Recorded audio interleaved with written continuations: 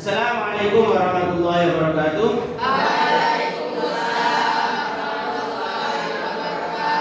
Alhamdulillah, syukurillah, wala haula wala quwata illa billah. Sehat semuanya? Alhamdulillah. Pelajaran kita mulai baca suratul Fatihah. Semoga dari awal sampai nanti siang kita pulang diberikan kelancaran. Amin. Ala dunia kullu niyatin shalihah. Al-Fatihah.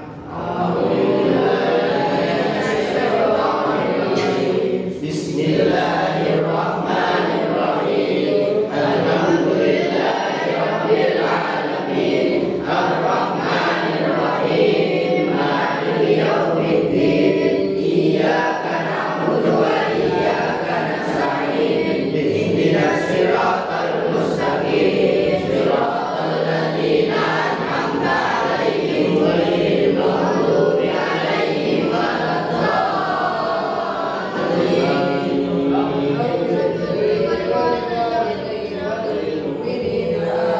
Kenapa kok telat ini? Ya, duduk. Saya lanjutkan absen terlebih dahulu. Di awal.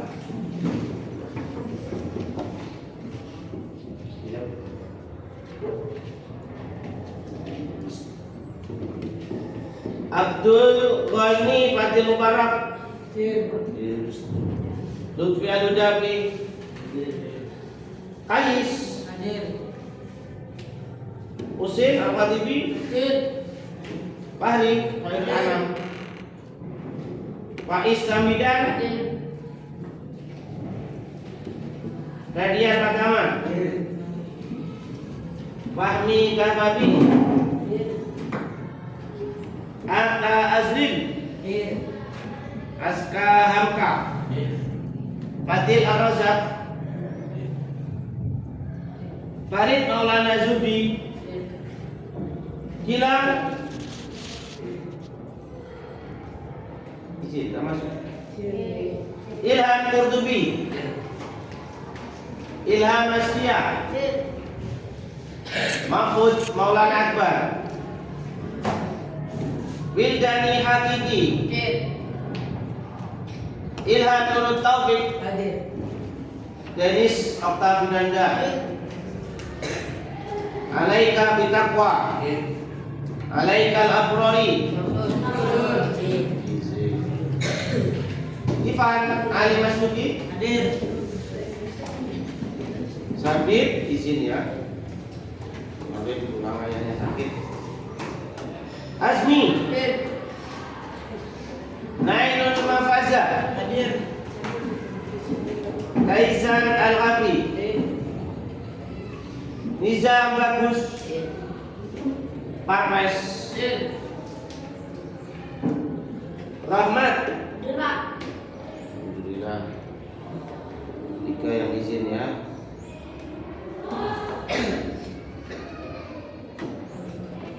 Silakan buka pelajaran fikih.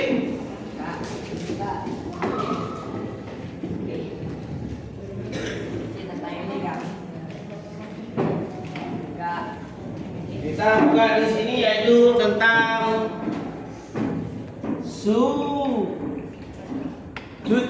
ya. Sujud. Siapa yang tahu prakteknya sujud? Tadi sudah sholat subuh, pasti semuanya juga melakukan sujud ya. Jadi buka halaman 5. Saya bacakan, sudah. Nanti kalau belum paham bisa dipertanyakan. Kata sujud dalam kamus besar bahasa Indonesia memiliki dua arti, yaitu berlutut serta meletakkan dahi ke lantai. Misalnya pada waktu sholat, bacaan hormat dengan berlutut serta menundukkan kepala sampai ke tanah. Jadi posisi kepala di bawah, yang bokongnya di atas, itu namanya sujud. Adapun secara maknawi sujud adalah bentuk tunduk dan merendahkan diri. Sujud sebagai tundukan untuk menyembah Allah Subhanahu wa taala dengan posisi kepala berada di bawah, menunjukkan bahwa manusia rendah di hadapan Allah. Ini menunjukkan bahwa manusia itu harus tunduk, merendah, merasa paling kecil dan tidak berdaya. Itulah sujud. Sujud banyak macamnya. Yang pertama yaitu sujud sahwi. Nanti ada lagi sujud syukur. Ada lagi sujud apa? Sujud tilawah. Sujud diwalik tiwalah nanti. Sujud tilawah. Itu ya. Sujud sahwi. Siapa yang tahu sujud sahwi dibaca ketika apa kira-kira? Ketika sholat ada yang lupa. Nah, ketika sholat ada yang lupa atau lupa melakukan sunnah apa? Sunnah abad, betul sekali. Ya. Sujud sahwi di sini berkaitan dengan sholat. Sujud sahwi dapat dilakukan di dalam dan di luar sholat mengikut ketentuan-ketentuan sujud sahwi. Ya. Pengertian dan dalil sujud sahwi. Kata sahwi dalam bahasa Arab berarti lalai atau lupa. Adapun sujud sahwi adalah melakukan sujud saat terjadi kesalahan atau kelupaan dalam pelaksanaan sholat.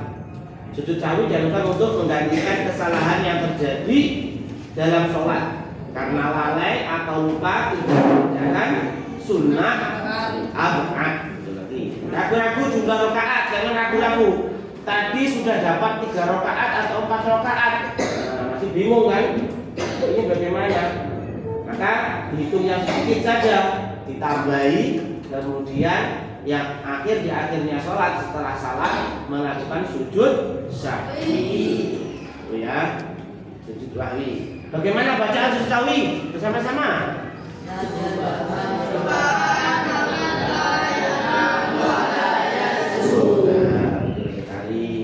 Terus sekarang hukumnya sujud sahwi apa? Sunnah. Ada yang bertanya, Pak, saya lupa membaca kunut, kemudian di akhir saya tidak sujud sahwi, sholatnya sah apa tidak? Sah. Karena kembali lagi bahwa hukum sujud sahwi adalah sunnah. Adanya keraguan itu tadi. Sebab sujud sahwi. 1. Meninggalkan sunnah abad seperti doa kunut. Terus apa lagi? Tahiyat awal. Yang kedua, adanya keraguan-keraguan. Rakaat yang mau saya dapat 3 atau dapat 4. Maka yang itu yang sedikit. Berarti 3 saja kemudian ditambah 1 rakaat. Nah di akhir setelah tasyahud akhir sebelum salam kemudian melakukan sujud sahwi. Sujud, kemudian duduk, sujud lagi, terus diakhiri dengan salam. Adanya penambahan atau pengurangan, ini bisa juga. Terus selanjutnya tata cara melakukan sujud sahwi. Sujud sahwi dapat dilaksanakan sebelum maupun setelah salam. Adapun syarat dan tata cara melaksanakan sujud sahwi sebagai berikut. 1. Bersujud selesai membaca tasyahud akhir atau sebelum salam. Membaca bacaan sujud sahwi seperti tadi ya. Bangun dari sujud dengan membaca bacaan yang sama dengan bacaan ketika duduk di antara 2 sujud.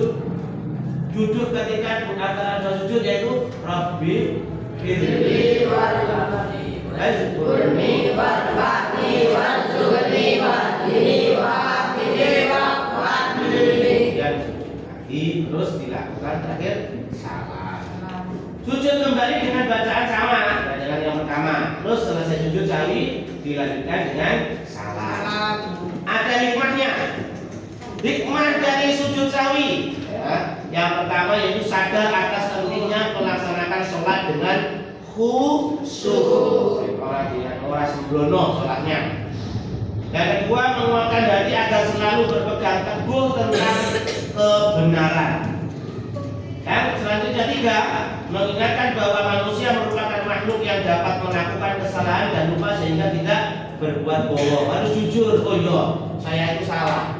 Kemudian diganti dengan sujud sahwi. Gambarannya, maka jadi manusia harus mampu atau berani mengakui kesalahan. Barang itu sepurane kang, sepurane mas, sepurane mbak, sepurane bu, sepurane lek gitu. Mengakui kesalahan. Maka sekali kalau manusia tidak mau mengakui kesalahan. Mengingatkan manusia merupakan makhluk yang dapat melakukan kesalahan dan lupa sehingga tidak berbuat sombong. sok paling benar. Kata Mbak Yai, wong nek ngerasa bener iku ora bener. Orang yang merasa benar itu tidak benar, berarti salah. Dia menyegarkan permohonan ampun kepada Allah ketika melakukan kesalahan. Yang terakhir. Selanjutnya setelah sujud sahwi yaitu sujud syukur. Siapa yang pernah melakukan sujud syukur? Gil, pernah Gil? Belum pernah kali. Siapa yang pernah? Saya tanya. Ketika apa? Dalam keadaan apa? Ketika mendapatkan nikmat, ketika mendapatkan sesuatu, ya. Pengertian sujud syukur, ya. Sujud syukur ini yaitu sujud yang dilakukan sebagai bentuk mensyukuri nikmat Allah. Ketika mendapatkan kabar gembira, sampai sesuk ate itu hadiah umroh, alhamdulillah. Boleh sujud syukur. Ketika itu misalkan Azmi ikut lomba, ya, terus dapat juara, ini sama-samanya langsung kabar gembira itu digunakan, nah itu bisa dilakukan dengan sujud syukur. Hukum sujud syukur adalah sunnah, seperti hadis yang diriwayatkan oleh Abu Daud bin Ibnu Majah dan Tirmidzi an Abi Bakrah anna Nabi sallallahu alaihi wasallam kana idza atahu amrun yassarahu aw busyiru bihi harra sajidan syakiran lillahi ta'ala. Dari Abu Bakrah, sesungguhnya apabila datang kepada Nabi Muhammad sallallahu alaihi wasallam sesuatu yang menggembirakan atau kabar suka, nyenengno kalau orang Jawa bilang, beliau langsung sujud bersyukur kepada Allah. Nah, ini sebab-sebab sujud syukur. Satu, yaitu apa? Mendapatkan rezeki yang tidak disangka-sangka. Moro-moro ada wong teko ning akhir-akhir sampai tak sangoni 2 juta. Alhamdulillah, mergo sampean gelem mondok ning Yasinat. Sujud syukur. Jadi tidak disangka-sangka, tiba-tiba mendapatkan rezeki, mendapatkan berita gembira. Yang C yaitu yang 3, terhindar dari mara bahaya. Ketika ada bencana sampai belalai selamat, ya. Kemudian sampai bisa melakukan sujud syukur. Tetapi sujud syukur tidak begitu marah-marah sujud. Ada ketentuan-ketentuannya. Yaitu 1, orang Islam, berarti orang non-muslim tidak bisa melakukan sujud syukur. Yang kedua, akal balik, berarti sudah berakal dan balik. Saya tanya, sama sudah beralih atau belum? Pun Asmi. Siapa yang belum? Semuanya. Oke belum ya? Masih sombong kalian kepada seluruh siswa waktu Jumat silakan. Yang ketiga anak sujud sejajar dengan kiblat. Tahu kan sujud syukur pada petan dan menghadap kiblat, ya. Harus sejajar dengan kiblat. Terus tidak menampakkan aurat, berarti harus menutupi aurat. Aurat ini ditutupi baru boleh melakukan sujud syukur. Terus dalam keadaan